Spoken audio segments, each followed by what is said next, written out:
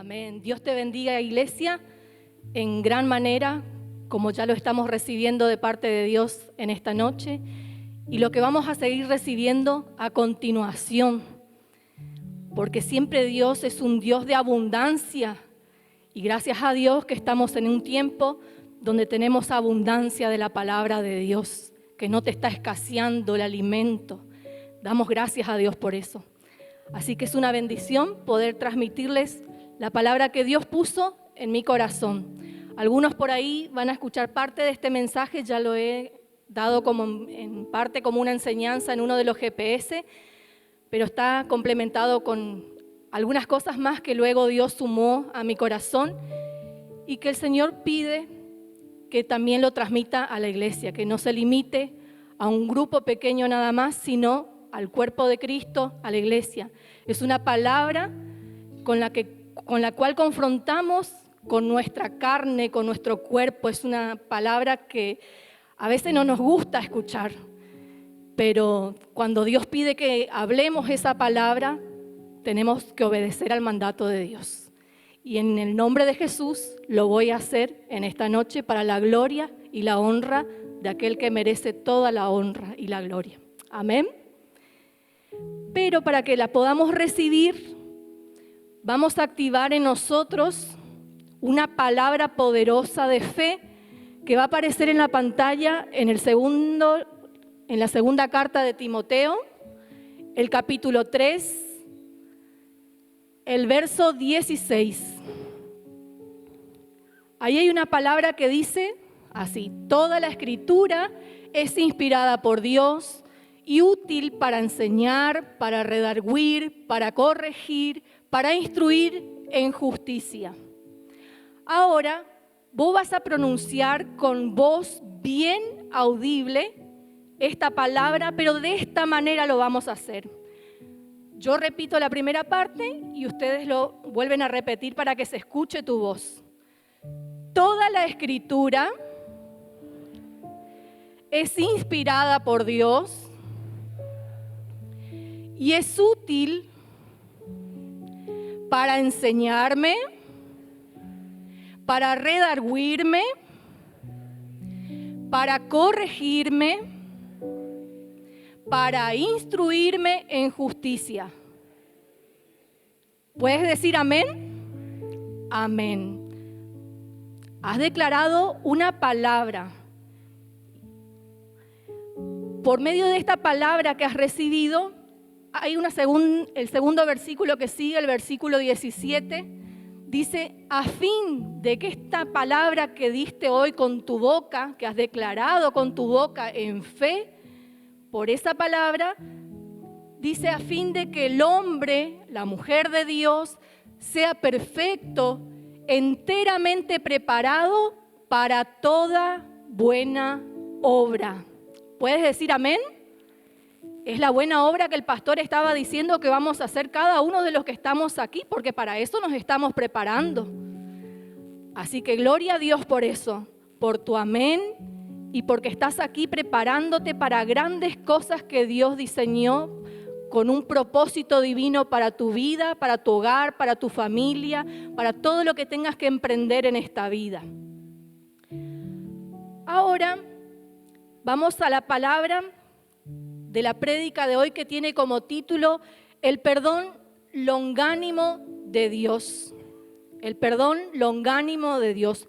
Y vamos al texto de hoy que se encuentra en Éxodo capítulo 34 y el verso 1.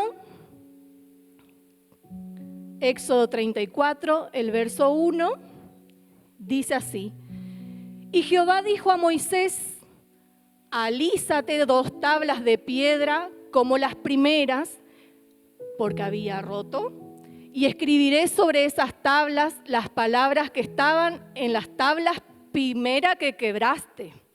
Vamos al verso 4.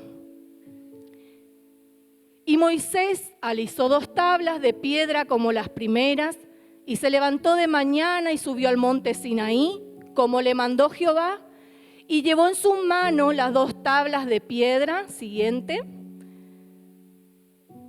Y Jehová descendió en la nube y estuvo allí con él, proclamando el nombre de Jehová.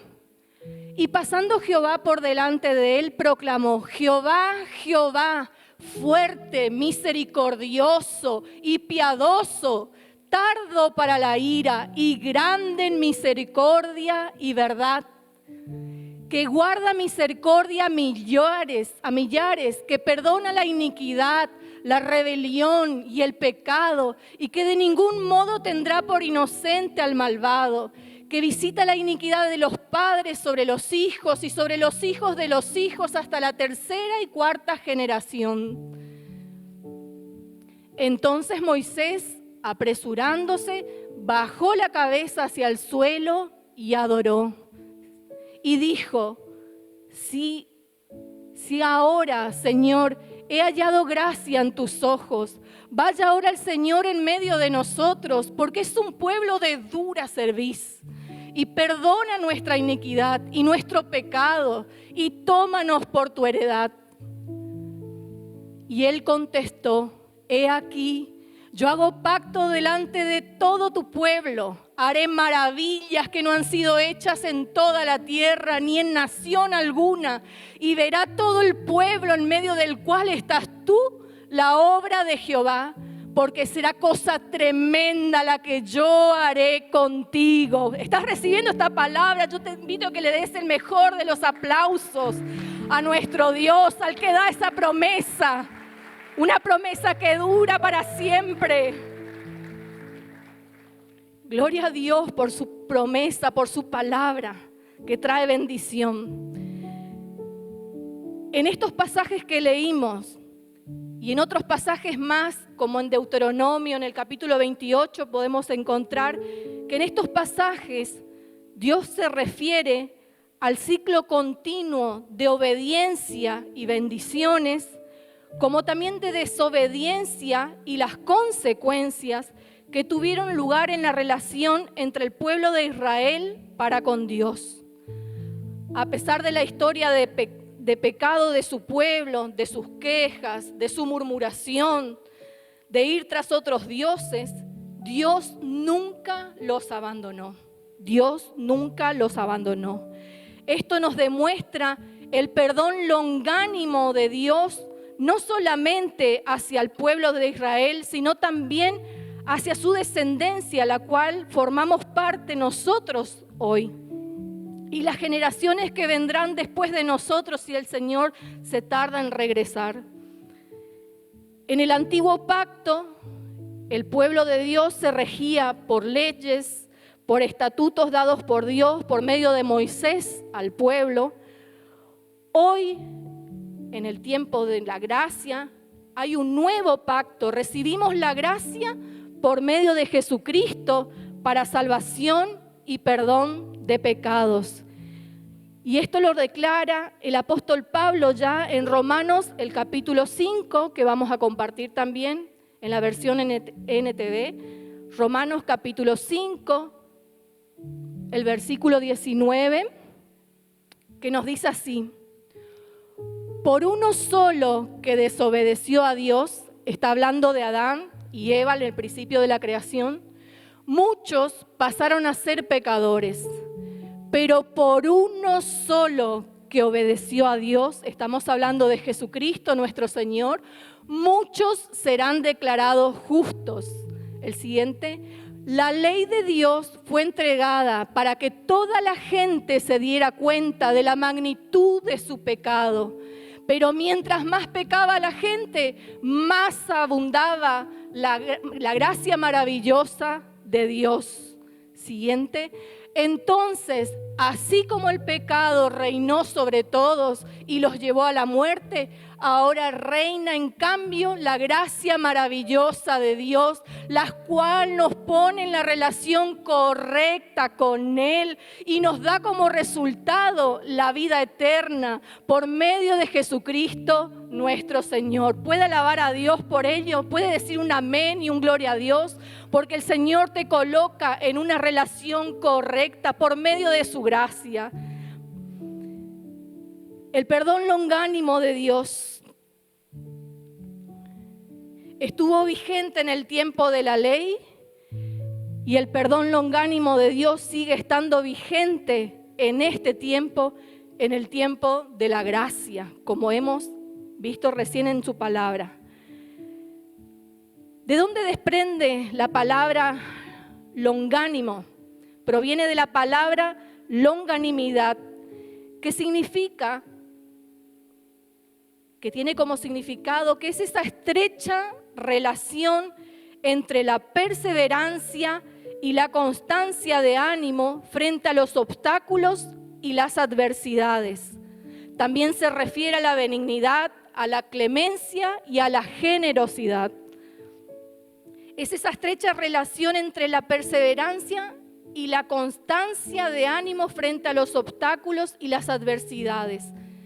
Vaya si el Señor no ha tenido que perseverar con el pueblo de Israel, que habiendo visto tantos milagros, sanidades, maravillas, con sus propios ojos, visto la gloria de Dios en todo tiempo manifestándose, sacándolos de tantos apuros, y aún así estaban ahí perseverando. ¿Por qué? Porque esa gracia de Dios, porque el amor de Dios, porque ese perdón longánimo de Dios los seguía manteniendo firmes en el camino, a pesar de que enfrentaban obstáculos y adversidades en el camino. Vaya si no, que ese tiempo en el desierto que debía durar 30, 40 días, duró 40 años. La benignidad del Señor, la clemencia, la generosidad de Dios para con su pueblo, perseverando, creyendo que ellos llegarían a la tierra prometida. El perdón y el amor son dos características que nos identifican como hijos de Dios. El perdón y el amor van de la mano, son hermanos inseparables. Y tanto lo uno como lo otro es una decisión que debemos tomar cada día. Porque esta misma gracia recibimos de Dios cada día, porque dice su palabra que por su misericordia se renueva para con nosotros esta gracia, el perdón y el amor. Y el perdón y el amor no se controlan por sentimientos ni tampoco por las emociones, porque si no estaríamos, como dicen algunos, estaríamos fregados. El perdón y el amor no se controlan por sentimientos ni tampoco por las emociones, porque si vas a permitir que tus sentimientos sean los que guíen tus decisiones, vas a ir por un camino totalmente equivocado, errado, con muchos tropezones, con muchas caídas, con muchos desbarajustes. Porque nuestros sentimientos no son estables. Los sentimientos y las emociones cambian y varían de un momento a otro, porque dependen de las circunstancias que nos toca enfrentar en el día a día. Dependen de nuestro estado de ánimo, de cómo me levanté, de cómo dormí en la noche, de qué situación tuve que confrontar en el trabajo o con alguna otra situación. Por esa razón, amar y perdonar no se trata de lo que sientas, sino de determinarte a creer en las promesas de Dios, en su palabra, que nos dice que Dios es amor. Y si somos sus hijos, recibimos esta gracia y decidimos por consecuencia amar y perdonar, porque el amor, dice su palabra, cubre multitud de pecados. ¿Puede decir amén? Amén, gloria a Dios. Desde el comienzo de la historia de la humanidad, todos, todas, hombres, mujeres, por consecuencia del pecado de Adán y de Eva, tenemos que confrontar con situaciones que nos hieren, que nos lastiman, que nos irritan, que nos ofenden. Y podemos refrescar a nuestra memoria a través de la historia de estos hombres y mujeres que nos dejan enseñanza en la Biblia, hombres y mujeres para nada diferentes de nosotros, que fallaron, erraron, pecaron. Y yo quiero traerte a refrescar un poco nuestra memoria con algunos personajes bíblicos. Vamos a comenzar por el comienzo de la creación, por Adán y Eva. Dos únicas personas en el mundo, en un jardín maravilloso dado por Dios para que vivan eternamente. Pero, como siempre hay un pero, Dios le pone una condición. De todos los árboles, como bien sabemos la historia, de todos los árboles pueden tomar de su fruto menos de uno. Ese no, eso no lo toquen. ¿Y qué pasa? Como todos queremos ser rápidos para ir a ver de qué se trata, ¿no? Apresurados para meter la pata. Va Eva y toma de ese fruto y por consecuencia de su desobediencia a Dios, empezaron a pasar estas consecuencias: vergüenza, culpa, ofensas. Vergüenza porque automáticamente cuando desobedecieron a Dios, se escondieron por la vergüenza de la culpa que sentían. Hasta que se confrontan con Dios y le dice: ¿dónde están? ¿Qué pasó que se escondieron? Como que si alguien se puede esconder de Dios, ¿no? Confrontan con la vergüenza hasta que se presentan ante Dios y empezó la culpa. Dos personas en todo el universo, Adán y Eva. Eva culpando a la serpiente. Ay, esa serpiente me engañó, me mintió y yo tomé del fruto diciendo y bla, bla, bla, bla, bla. Todos conocemos la historia, ¿no?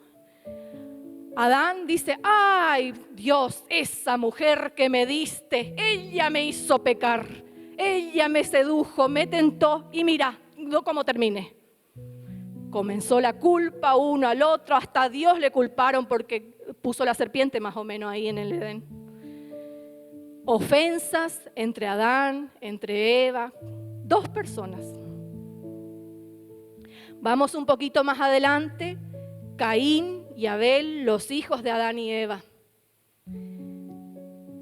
Consecuencias del pecado aún de sus padres recaen sobre uno de sus hijos, Caín. Las consecuencias de envidia, de celos por el pecado. Caín, que tenía envidia de su hermano Abel porque Abel traía las mejores ofrendas para dar a Dios y Dios se agradaba más de la ofrenda de Abel que de Caín, al punto de que la envidia y los celos terminaron haciendo que Caín matara a su propio hermano. Vamos más adelante, la historia de Esaú y Jacob. Eran hermanos gemelos, hijos de Isaac y de Rebeca. Hermanos gemelos, ya desde la panza de su mamá venían con complicaciones. Ya de ahí ya estaban peleando a ver quién iba a ser el primero en nacer. Y estaban ahí debatiendo a ver quién sale primero, o vos, yo, y peleando adentro de la panza de la madre. Hasta que Esaú ganó la carrera, parece, y se impulsó y salió y nace primero. Pero fíjense de qué manera que Jacob no se daba por vencido, que le toma del talón a Esaú. Jacob le toma del talón para salir junto detrás de él prendido.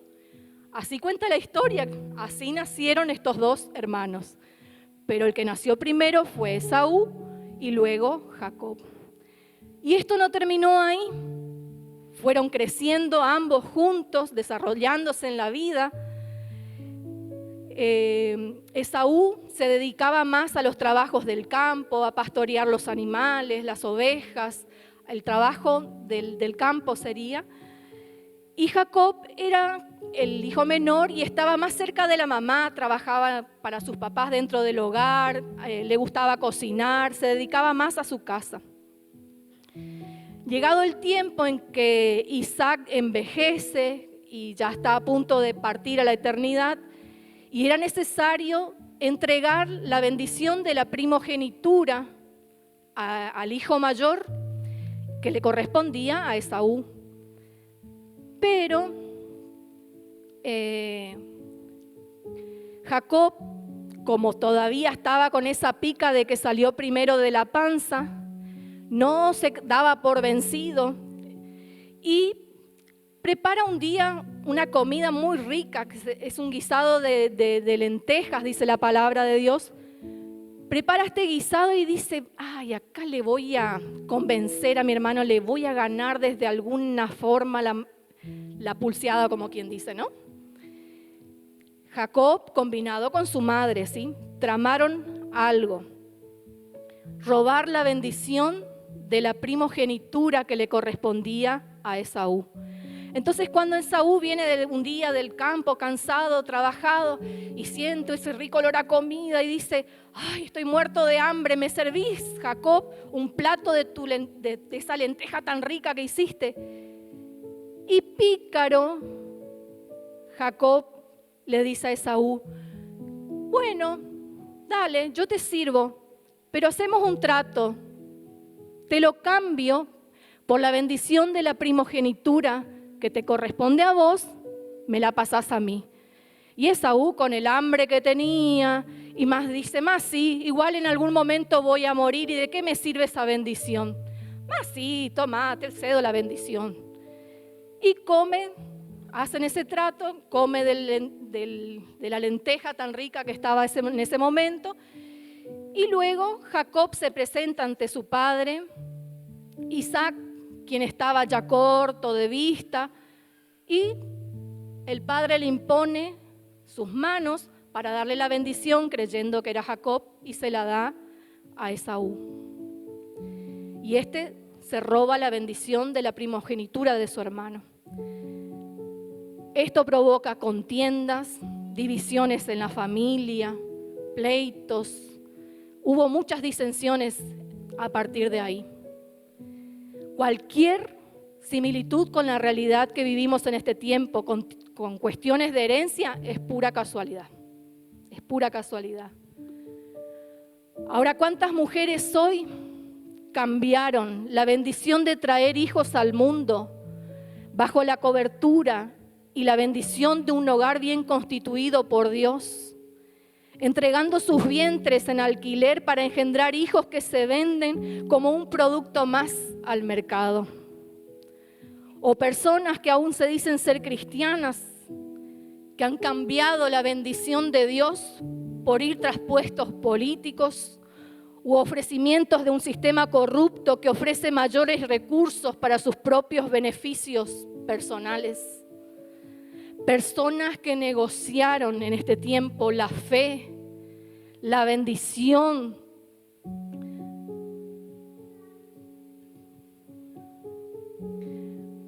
Personas que negociaron la fe, la bendición eterna por algo pasajero como lo es un plato de comida para el día, para saciar el deseo momentáneo de la carne. Cuidado, hay una advertencia de parte de Dios en esta noche para nuestras vidas. Cuidado con lo que te están ofreciendo en este tiempo. Vamos un poco más adelante, otra historia, la historia de Ananías y Zafira, un matrimonio que en común acuerdo pecaron mintiendo a los sacerdotes y a Dios, fueron corruptos por ocultar su pecado y la consecuencia terminó en muerte. Un matrimonio que se pusieron en acuerdo para mentirle a Dios, a los sacerdotes, en una heredad, en una tierra que habían vendido y sustrajeron parte de ese dinero, no se lo entregaron a Dios como correspondía. Otra historia, Evodia y Síntique eran hermanas en la fe. Estas mujeres colaboraban con Pablo en el ministerio del Evangelio, en el servicio, porque había algunas diferencias y desacuerdos entre ellas que estaban provocando perturbación en la iglesia, estaban provocando rivalidad entre los hermanos, a tal punto que Pablo tuvo que confrontarlas y exhortarlas frente a esa situación, situaciones problemáticas. Y tantos otros casos y otras situaciones que podemos encontrar en la Biblia con situaciones conflictivas. Y te comparto una más. Una situación conflictiva que podemos encontrar en el primer libro de Samuel, en el capítulo 1, después puede ver la historia en su casa. Una situación conflictiva entre Ana y Penina. Ana estaba casada con su esposo Elcana. Pasado un lapso de tiempo, ella no podía quedar embarazada, era estéril. Y como en el tiempo de la ley, la persona que se casaba y no traía hijos al mundo, no traía descendencia, al hombre le era permitido por ley casarse con otra mujer, tomar otra mujer para así procrear hijos y traer descendencia. Entonces Elcana toma como segunda esposa a Penina y esta comenzó a darle hijos. Y Ana tenía ese dolor, ese quebranto dentro de sí. Al no poder tener hijos, sufría con eso, era como una carga, era como una culpa. Se sentía tan dañada, tan herida, tan lastimada. Y no bastó solo con eso, sino tener al lado a una Penina que se encargaba de confrontarle todos los días y recordarle de que ella no podía tener hijos. Y estaba al lado y decía, ay, mira, vos no le pudiste dar hijos a Elcana, mas yo sí. Mira, Elcana me quiere más a mí, me ama más a mí porque yo le doy hijos y vos no. Ay, mira, Elcana ni le pareces atractiva porque no das hijos. Y la irritaba y constantemente la irritaba. Todo el tiempo le recordaba que no podía tener hijos. A Ana, ¿no? Situaciones conflictivas que irritan, que ofenden. No sé quién o cuál sea tu Penina en este tiempo. Y yo voy a traer algunos ejemplos. Cualquier similitud con la realidad es pura casualidad, como digo. ¿Quién podría ser tu Penina? El pastor siempre habla de la suegra. Yo voy a arrancar con el suegro. Tu suegro puede ser tu Penina, que te compara con el otro yerno o con el otro hijo. Ah, fíjate, mi hijo hace el mejor asado. No, vos nada, ni comparable tu asado. Le dice al yerno, ¿eh? Yo puedo hablar con autoridad y propiedad porque todavía no somos ni suegros. Y está ahí. Ah, mira, hiciste el asado. Ah, pero te salió salado, ¿eh? Uf, no sé, está incomible, salado. Bueno, la próxima la haces sin sal. Le hiciste sin sal. Uf, está crudo esto. Uf, no se puede comer. Bueno, la próxima le cocinaste un poco de más. Se te pasó el asado. ¿Tenés un suegro así como Penina? Es pura casualidad. La suegra que te compara con la otra nuera. Perdón, suegra. Perdón, la otra nuera. La suegra que te compara con la otra nuera o con la hija, que elogia sus virtudes. Y a vos te muestra tu falencia. Ah, mira, a ella le sale re bien los vareniques y las tortas, riquísimas. Y a vos hasta el merengue se te cae, che. ¿Quién es tu Penina?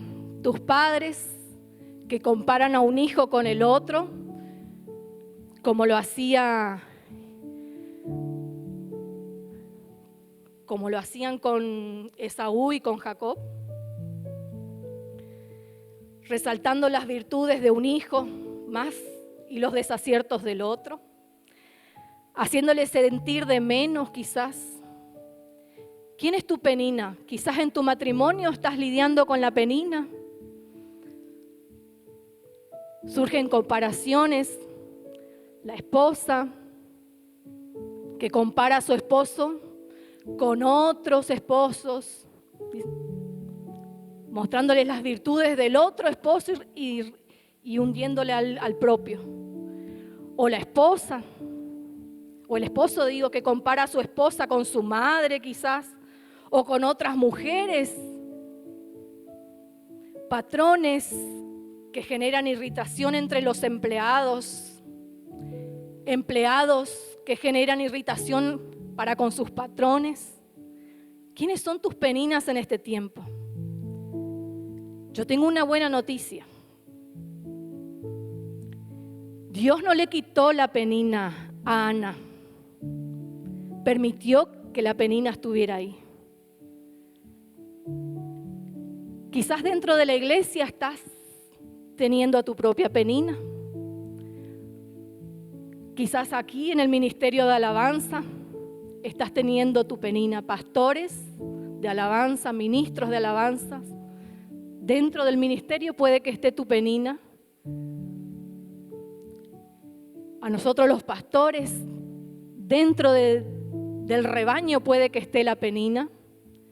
Pero Dios no nos va a quitar la penina. ¿Por qué? Porque la penina está ahí y Dios la permite para mantener nuestro orgullo ahí, bien abajo, para hacer que nuestro orgullo baje.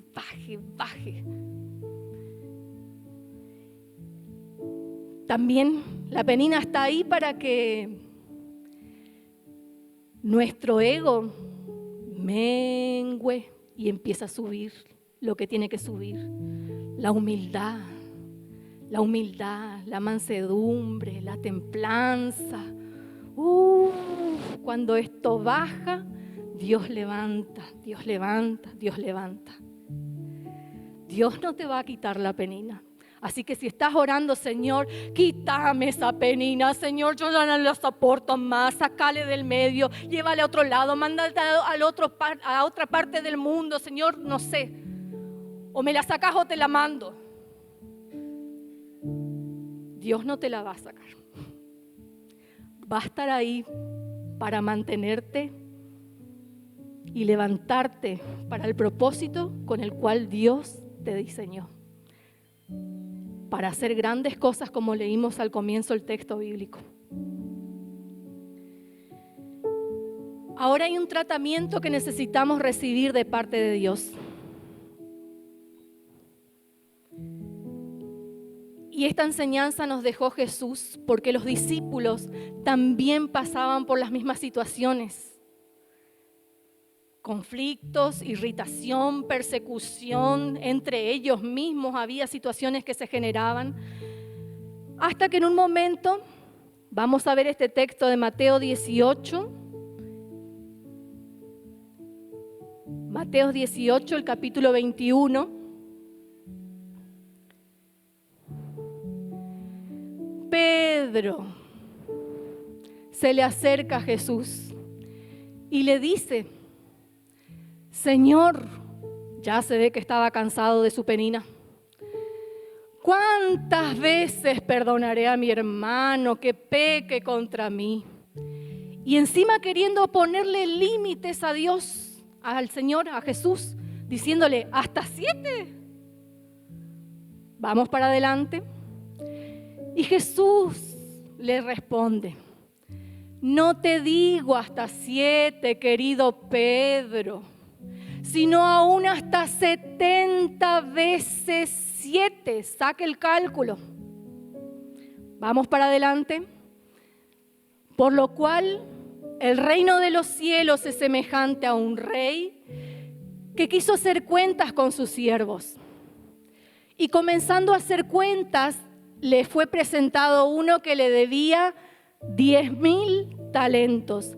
10,000 talentos es un equivalente a 7,000 millones de dólares. Un poco más, un poco menos, depende del cambio del dólar. Seguimos. A este, como no pudo pagar, ordenó su señor venderle y a su mujer e hijos y todo lo que tenía para que se le pagase la deuda. Entonces aquel siervo postrado le suplicaba diciendo, Señor, ten paciencia conmigo y yo te lo pagaré todo. El señor de aquel siervo, movido a misericordia, le soltó y le perdonó la deuda. Pero saliendo, aquel siervo halló a uno de sus consiervos que le debía 100 denarios. 100 denarios es un equivalente a $12,000. Y haciendo de él, le ahogaba, diciéndome, págame lo que me debes. Entonces su consiervo, postrándose a sus pies, le rogaba, diciendo, ten paciencia conmigo y yo te lo pagaré todo. Mas él no quiso, sino fue y le echó en la cárcel hasta que pagase la deuda. Viendo sus consiervos lo que pasaba, se entristecieron mucho y fueron y refirieron a su señor todo lo que había pasado. Entonces, llamándole su señor, le dijo, siervo malvado, toda aquella deuda te perdoné porque me rogaste. ¿No debías tú también tener misericordia de tu consiervo que te debe tan poco, como yo tuve misericordia de ti, debiéndome tanto? Y el versículo 35. Así también mi Padre Celestial hará con vosotros si no perdonáis de todo corazón cada uno a su hermano sus ofensas. Amén a la palabra. ¿Qué enseñanza nos deja Jesús en esta parábola? Tan clarita, tan clarita. Todos confrontamos a diario con alguna situación de ofensa, de agravio, de conflictos. Y ni siquiera nosotros mismos estamos exentos de provocar alguna situación intencionalmente o sin intención alguna. A veces con un gesto podemos ofender, con una mala actitud, con un maldecir, con una expresión incorrecta.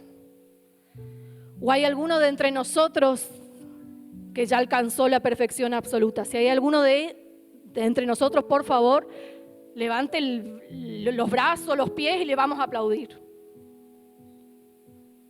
La palabra de Dios nos dice, no hay justo ni siquiera uno. No hay una sola persona en la tierra que sea buena y nunca peque. Nosotros estamos dentro de ese grupo. Lo que sí es necesario confrontar los conflictos. Estas personas confrontaron el conflicto.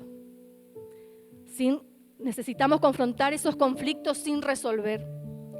¿Por qué? Porque de lo contrario seguimos atados a la persona que te ofendió, que te hirió, que te dañó. Y esto no termina ahí. Eso se empieza a enraizar y va entrando para adentro del corazón y comienza a pasar algo llamado resentimiento. El resentimiento es como una herida abierta. Constantemente, si no perdonaste a la persona, esa herida está ahí adentro, está molestando.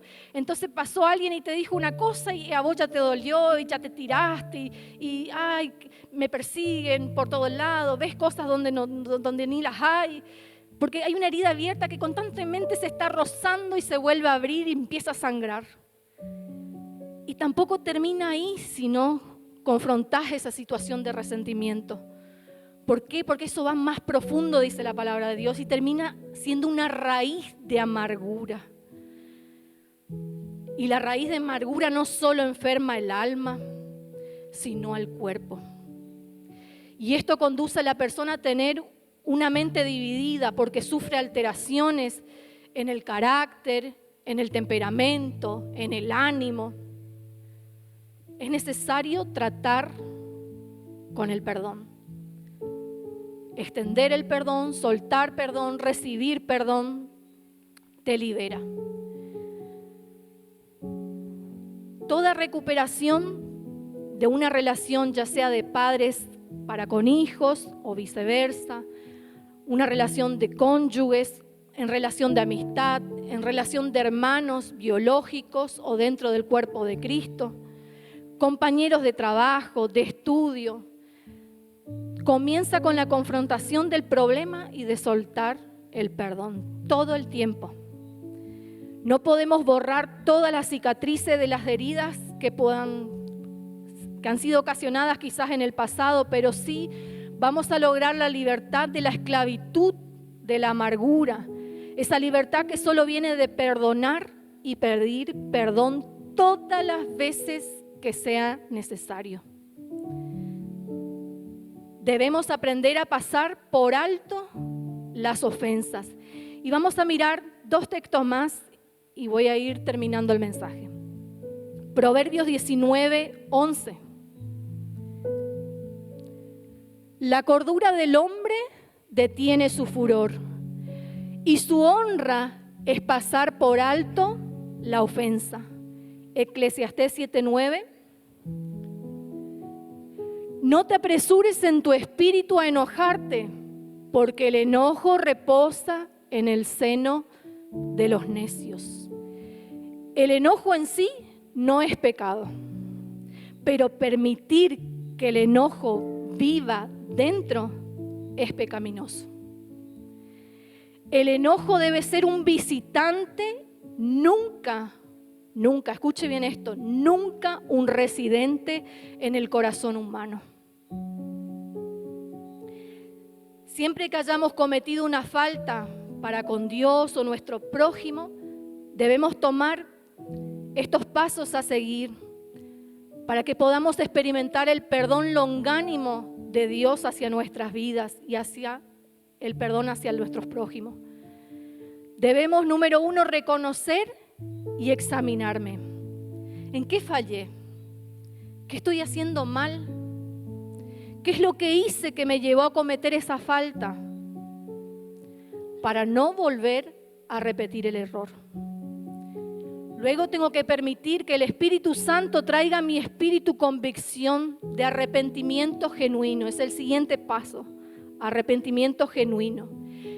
El arrepentimiento genuino es sentirnos lo suficientemente arrepentidos como para detenernos de lo que estamos haciendo y cambiar nuestro comportamiento. ¿Por qué hablamos de que nuestro arrepentimiento debe ser genuino? Porque muy distinto es el que pide perdón por remordimiento. Porque la persona que pide perdón por remordimiento es porque se siente apenada por haber sido descubierta de su pecado, como le pasó a Adán y Eva al principio de la historia. Personas que piden perdón porque han sido descubiertas, robando, murmurando, manipulando situaciones, etcétera, etcétera, etcétera. Los que andan por esta vía son personas inestables. Vuelven a cometer una y otra vez los mismos errores porque no hay un arrepentimiento genuino. El siguiente paso para experimentar el perdón longánimo de Dios es la confesión de nuestro error o pecado, pedir perdón y abandonar. Es necesario denunciar y renunciar el pecado por su nombre.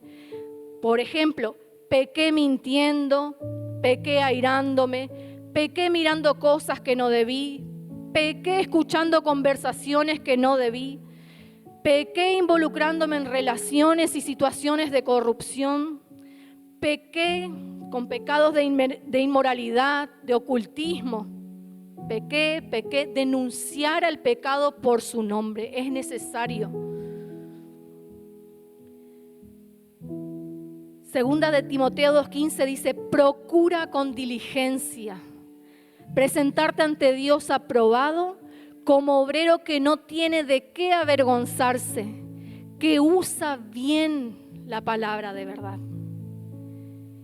Y cierro con estos principios bíblicos que nos van a servir para el resto de nuestros días mientras experimentamos ese perdón longánimo de Dios para con nuestras vidas. Número 1, resuelve los conflictos rápidamente y no dejes que el orgullo te supere. No seas de esas personas como él o ella que dice, no, ella me tiene que pedir perdón primero. ¿Vieron cuando los hermanitos que pelean en su casa y están y dale que te dale y que ninguno no quiere aflojar? y están ahí y vamos ya nosotros los papás queriendo interceder ahí. Dice, no, pero que ella me tiene que pedir perdón primero. Sí, ¿no? No seamos de ese tipo de personas. Seamos los primeros en pedir perdón. Segundo principio, amar a nuestros enemigos. La palabra nos enseña a no devolver mal por mal ni maldición por maldición, sino por el contrario, bendecir. Esto está en 1 de Pedro 3:9 y el verso 10 también nos dice que como otro principio, no hablar mal. ¿Qué es hablar mal?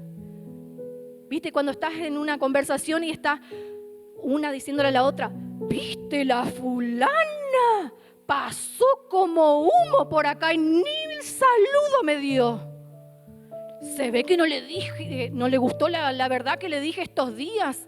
Entonces me esquiva hasta por la tangente, como quien dice. Me está esquivando. O me dijo esto. Mira, el fulano me dijo esto. Me mintió. O la otra me engañó. Dijo una cosa, pero hace totalmente otra. Cuídate. Te dice, cuídate, te va a hacer lo mismo, te va a hacer lo mismo, está cantada, te va a hacer lo mismo. Y yo te aconsejo algo, cuídate más de la persona que está sembrando cizaña en tus relaciones con los demás. Otro principio. Orar por las personas difíciles que hay en relación de entorno a nuestra vida. Ya sea un familiar, ya sea un compañero de trabajo, de estudio, vecinos, amigos, profesor en la facultad, alumnos, ahora que estamos por arrancar las clases. Orá por esas personas conflictivas, por aquellos que te persiguen, que dicen cosas de vos mintiendo y todo lo que ya sabemos. Orá. Mi papá, desde que éramos chiquititos y íbamos siempre a la iglesia, mi papá es de pocas palabras, pero cuando a veces dice algunas cosas, te deja marcada. Y veníamos a casa y le contábamos por ahí situaciones que nos pasaban, ya sea en la escuela o con algún vecino o con alguna situación que se nos atravesaba. Y mi papá nos miraba y nos decía, ¿y qué ganamos hablando de esa persona? Me dice. ¿Qué tal si en vez de ver todo lo que vos viste en esa persona que te hizo daño, te hirió, te lastimó, ¿por qué mejor no oramos por esa persona? Eso era como una de esas varitas que pican, la de durazno. Se terminaba la conversación con lo que mi papá decía. A orar por la persona que nos persigue. Y esa es la palabra, la enseñanza que nos deja el Señor en Lucas 6:37. No juzguen a los demás y no serán juzgados. No condenen a otros para que no se vuelva en su contra. Perdonen a otros y ustedes serán perdonados. Gloria a Dios por esta palabra y por estos principios. Y por último, perdonar como lo enseñó Jesús, hasta 70 veces 7, que da un promedio de 490 veces. Ese 490 veces el Señor le dijo ahí a Pedro que era para el mes, que era para el año o para cuándo. 70 veces 7, 490 veces al día. O sea que si la persona insiste en irritarte, o tu hijo en sacarte, o tu esposo, o la suegra, o el suegro, o el vecino, perdón, Señor, suelto perdón, Señor, en el nombre de Jesús, suelto perdón, Señor. Las veces que sea necesario. Y a veces queremos condicionar como Pedro, que dijo hasta 7. Señor, yo le perdono. Esta es la última vez que le perdono. Listo, Señor. No me pidas. No, esta es la última vez, Señor. No me pidas más. ¿Estaríamos desobedeciendo al Señor? Quien nos perdonó tanto como hoy leímos en esta escritura. El Rey que nos perdonó tanto, multitud de errores nos perdonó. Perdonar a los demás es una parte importante de tu servicio a Dios. Nunca te olvides de esto. Perdona como has sido perdonado, sin importar cuál sea la ofensa, ni cuántas veces te hieran. No te des por vencido, por vencida. Hay algunos que dicen, yo estoy dispuesto a perdonar, pero si me pide perdón. Suelta perdón, aunque no te lo pidan, o aunque la persona que te ofendió, te dañó, ya ni siquiera está en este planeta, ya falleció. Suelta perdón. Y el último principio es seguir la regla de oro según la declaración de Jesús de Lucas 6:31. Traten a los demás como les gustaría que ellos los traten a ustedes. ¿Puedes decir amén a esta palabra? ¿Has recibido esta palabra en tu corazón y la vas a poner en práctica? Amén. Que el Señor te bendiga. Quiero que le des el mejor de los aplausos al Señor y te pongas de pie en esta noche.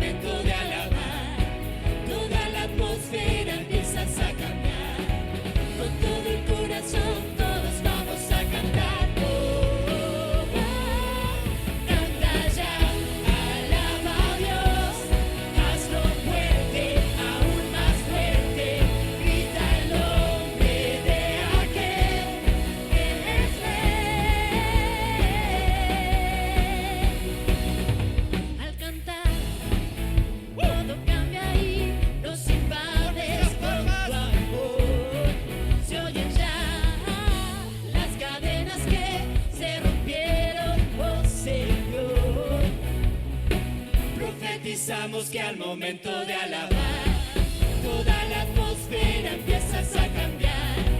Con todo el corazón todos vamos a gritar. Vive el sol, canta ya, alaba a Dios, hazlo fuerte, aún más fuerte. Grita el nombre de aquel que es Rey. Canta ya, alaba a Dios. Hazlo fuerte.